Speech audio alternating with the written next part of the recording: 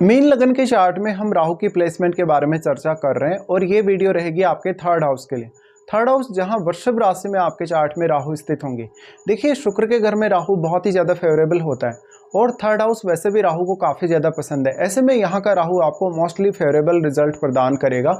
यहाँ कहीं ना कहीं राहु है तो ये आपके टैलेंट में लगातार वृद्धि करेगा, आपको काफ़ी एक्टिव बनाएगा, आपको काफ़ी जुझारू बनाएगा, आपके लिए कहीं ना कहीं आपकी साहसिक क्षमता को बढ़ाएगा, आपके एफर्ट्स को बढ़ाएगा।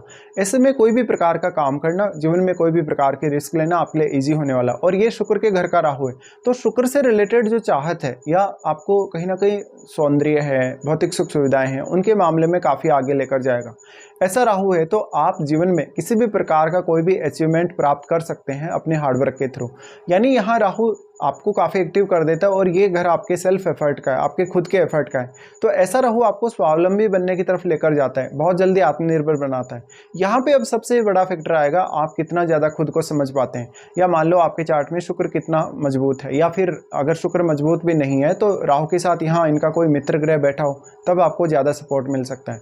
नॉर्मली हम ये देखते हैं कि अगर थर्ड हाउस में राहु बहुत अच्छा है तो आपके जो भाई हैं वो बहुत प्रगति करते हैं कभी कभी जीवन में, और उनकी तरफ से आपको काफ़ी सपोर्ट भी मिलता है। ऐसे में कहीं ना कहीं आपके राहु जो थर्ड हाउस के हैं वो आपके भाई बहनों, पड़ोसियों और रिश्तेदारों को काफ़ी प्रभावशाली बनाता है, लेकिन आपको भी वो उतना ही ज़्यादा स्ट्रॉन्ग बनाता है। और आपके पड़ोसी कहीं ना कहीं आपका लोहा मानेंगे, वो आपसे दबकर रहना पसंद करेंगे, या वो आपकी बात को ज़रूर फॉलो करेंगे या मानेंगे। तो ऐसे में आप जहाँ भी रहेंगे, जिस प्लेस पे भी आप निवास करेंगे, वहाँ कहीं ना कहीं एक आपका अलग रुतबा या दबदबा रहेगा। यहाँ अक्सर अगर शुक्र अच्छी स्थिति में नहीं है तो इस प्रकार का राहु आपको आपके पड़ोस में जो स्त्रियां हैं उनसे काफ़ी विवाद करवा सकता है, उनके साथ आपके काफ़ी कटु रिश्ते रह सकते हैं। इस प्रकार का राहु होने से कहीं ना कहीं आपको अपने आस पड़ोस में किसी न किसी के प्रति अट्रैक्शन भी देखा जा सकता है, क्योंकि थर्ड हाउस है वो कामुकता से भी कहीं ना कहीं जुड़ा हुआ है।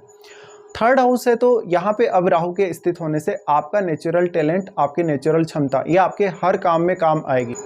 थर्ड हाउस का राहु है तो आपको ज़्यादा से ज़्यादा फोकस करना चाहिए अपने नेचुरल क्षमता पे, अपने नेचुरल टैलेंट पे।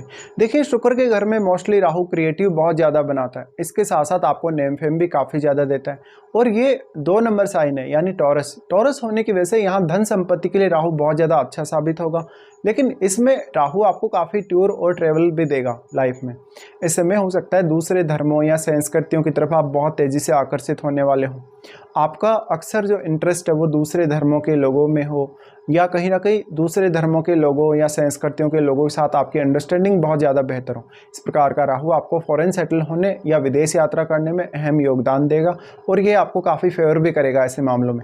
ये राहु बिजनेस करने के लिए या खुद की पसंद के अकॉर्डिंग कोई भी काम या प्रोफेशन चुनने के लिए सबसे ज़्यादा अच्छा साबित होता है, लेकिन ये रिश्तों के लिए कभी कभी उतना अच्छा साबित नहीं होता। और ये स्थिति तब आपके लिए ज़्यादा प्रॉब्लमेटिक हो जाती है कभी कभी जब राहु के साथ यहाँ कोई एग्रेसिव प्लैनेट है, क्योंकि उतना ही ज़्यादा एग्रेशन और ऑब्सेशन आप में राहु फिर क्रिएट करते हैं।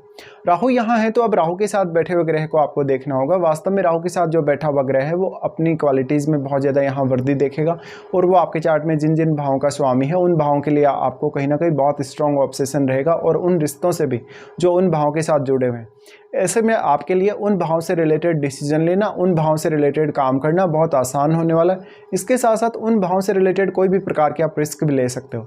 यहाँ पे राहु के साथ जो ग्रह बैठा है, क्योंकि राहु उसकी क्वालिटीज़ को काफ़ी मल्टीप्लाई कर रहे हैं, राहु अपना प्रभाव उस पर काफ़ी स्ट्रांगली डाल रहे हैं। ऐसे में उस ग्रह की पर्टिकुलर जो क्वालिटीज़ हैं उनको लेकर आपको ऑब्सेशन बहुत ज़्यादा बढ़ जाएगा। अगर हम दृष्टियों के हिसाब से सोचेंगे राहु की प्लेसमेंट को, तो राहु सबसे पहले आपके सप्तम भाव को एस्पेक्ट करते हैं। फिर ऐसा राहु बिजनेस के लिए बहुत ही ज़्यादा अच्छा साबित हो जाता है।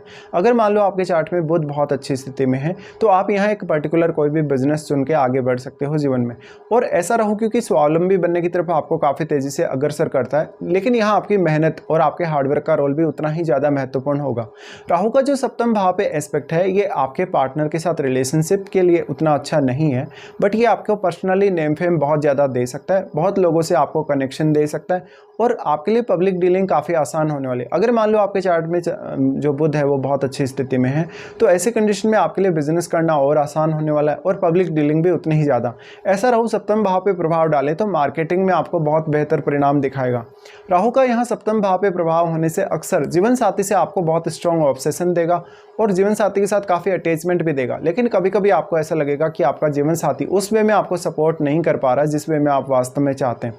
ऐसे में यहाँ सप्तम भाव में बैठे हुए ग्रह का रोल भी उतना ही ज़्यादा इंपॉर्टेंट हो जाता है। अब राहु के साथ जो बैठा हुआ ग्रह है आपके चार्ट में, वो जिन जिन भावों को दृष्टि डालेगा या जिन जिन भावों को एस्पेक्ट करेगा, कहीं ना कहीं उन भावों को वो बहुत ही स्ट्रांगली प्रभावित कर पाएगा। ऐसी कंडीशन में आपको उन भावों पर विचार अवश्य करना चाहिए और उस ग्रह की मेन क्वालिटीज़ पे अवश्य विचार करना चाहिए कि वो ग्रह कौन कौन से भाव को किस किस तरीके से प्रभावित कर सकता है। मान लीजिए जैसे कोई बहुत एग्रेसिव प्लैनेट है, तो अगर उसका प्रभाव सप्तम भाव पे पड़ रहा है तो ये रिश्तों के लिए अच्छा नहीं है।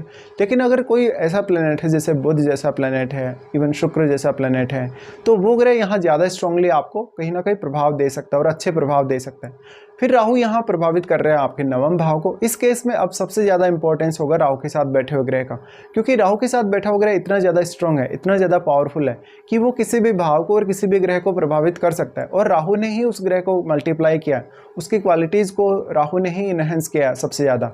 इसलिए अब उस ग्रह विशेष से जुड़ा हुआ जो आपका ऑब्सेशन है, कहीं ना कहीं वो उन भावों से जुड़ेगा या उन भावों के कार्यों से जुड़ेगा जहाँ जहाँ वो ग्रह दृष्टि डाल रहे हैं, और उन भावों में बैठे हुए ग्रहों को भी ये ग्रह काफ़ी प्रभावित करेगा। तो इसलिए अब केतु को प्रभावित करने में राहु के साथ बैठा हुआ ग्रह बहुत ही ज़्यादा सक्षम है। इसके साथ साथ यहाँ राहु भी वैसे तो प्रभावित कर ही रहे हैं आपके नवम भाव को, लेकिन नवम भाव पर कहीं ना कहीं राहु के साथ बैठे हुए ग्रह का ही सबसे ज़्यादा इम्पैक्ट रहेगा। अब राहु भी वैसे प्रभावित कर रहे हैं केतु को, लेकिन राहु और केतु के बीच में 180 डिग्री का एंगल है। इस एंगल के होते हुए राहु उतना जितना डिग्री है उतना ही प्रभाव डाल सकते हैं। बट क्योंकि राहु के साथ बैठा हुआ ग्रह तो बहुत ज़्यादा स्ट्रॉन्ग है, उसकी क्वालिटीज़ में भी काफ़ी वृद्धि हुई है, तो वो आपके थर्ड हाउस में भी उतना ही स्ट्रांगली प्रभाव डालेगा अपना। इसके साथ साथ अब वो ग्रह आपके थर्ड हाउस की एक्टिविटीज़ में भी अपना प्रभाव बढ़ा रहा है काफ़ी, तो वो इन एक्टिविटीज़ में अपना बहुत बड़ा रोल निभाएगा या वो आपके लिए बहुत इंपॉर्टेंस यहाँ रखेगा। फिर राहु यहाँ जो प्रभावित कर रहे हैं, राहु नवम भाव को प्रभावित कर रहे हैं, तो ये लॉन्ग डिस्टेंस टूर के लिए अच्छा है, हायर स्टडीज़ के लिए बहुत अच्छा है। और साथ साथ में वैसे हम जो स्कॉर्पियो साइन है उसमें केतु को काफ़ी अच्छा मानते हैं। जब नवम भाव की बात आती है तो कालपुरुष के कुंडली के हिसाब से नवम भाव में केतु उच्च के भी होते हैं, तो यहाँ केतु आपको उतना ज़्यादा परेशान नहीं करेंगे, लेकिन भाग्य के लिए आपको बहुत मेहनत करनी पड़ सकती है या ईजिली आपका लक साथ नहीं देगा। अगर आपको मान लो चार्ट में बृहस्पति भी अच्छी स्थिति में नहीं, तो फिर लक फेवर नहीं कर सकता कभी कभी। फिर राहु प्रभावित करते हैं 11वें घर को। अब 11वें घर को जब राहु प्रभावित कर रहे हैं और जब थर्ड में बैठे हैं, तो आपको ज़्यादा से ज़्यादा धन संपत्ति पाने, जीवन में लग्जरी पाने के लिए राहु काफ़ी आगे लेकर जाएगा। इस प्रकार का राहु आपको ऑब्सेशन तो बहुत स्ट्रांग देगा ही देगा, आपकी अपेक्षाओं को भी उतना ही तीव्र करेगा। ऐसे में कभी कभी आप ज़्यादातर मामलों में बिजनेस क्वालिटीज़ के साथ जन्म लेते हैं या बिजनेस का टैलेंट आप में बहुत ज़्यादा होता है, तो यहाँ सबसे ज़्यादा नेचुरल टैलेंट का ही इंपॉर्टेंस है अब इस प्लेसमेंट की वजह से। इसके साथ साथ जो यहाँ अब राहु 11वें भाव पे प्रभाव डाल रहे हैं, वो आपको बहुत ज़्यादा लोगों के साथ कनेक्टिविटी दे सकते हैं, जिससे आपको अपने बिजनेस विस्तार में काफ़ी मदद मिल जाएगी। इसके साथ साथ जितना ज़्यादा आप लोगों के साथ कांटेक्ट में रहेंगे, कनेक्शन में रहेंगे, उतना ही ज़्यादा आपका जो काम है वो फैलता जाएगा। तो इसलिए आपको यहाँ धन संपत्ति अर्जित करने या अपने एक्सपेक्टेशन के हिसाब से चलने में सहायता मिल जाती है। राहु जो आपके 11वें घर को एस्पेक्ट कर रहे हैं, 11वें घर में बैठे हुए प्लेनेट को देखिए। अगर 11वें घर में बैठा हुआ प्लेनेट अगर राहु के साथ मित्रवत है तो यहाँ आपको काफ़ी फायदा मिलेगा। और 7वां और 11वां दोनों ही भाव जब कनेक्ट होते हैं इस तरीके से, तो निश्चित तौर पे आपका नेम फेम काफ़ी बढ़ता है, आपका प्रसिद्धि बढ़ता है। प्रसिद्धि की वजह से फिर आपका जो भी काम है पर्टिकुलर या जिस फील्ड में भी आप काम कर रहे हैं, उस फील्ड की वजह से आपकी एक अलग इमेज बनती है लोगों की नज़र में। तो इस तरीके से राहु यहाँ प्रभावित करने वाले हैं। अब आपको यहाँ देखना होगा कि वास्तव में आपको राहु की महादशा है या नहीं, और अगर मान लो आपको इस जीवन काल में राहु की महादशा है तो वो कौन सी एज में आपको स्टार्ट होने वाले। साथ साथ में मान लो अगर आपको राहु की महादशा नहीं भी है, तो ऐसा हो सकता है कि राहु के साथ बैठे हुए ग्रह की महादशा हो, क्योंकि उस दशा में भी आपको राहु के ये सारे के सारे जो प्रभाव है वो जरूर देखने को मिल जाएंगे।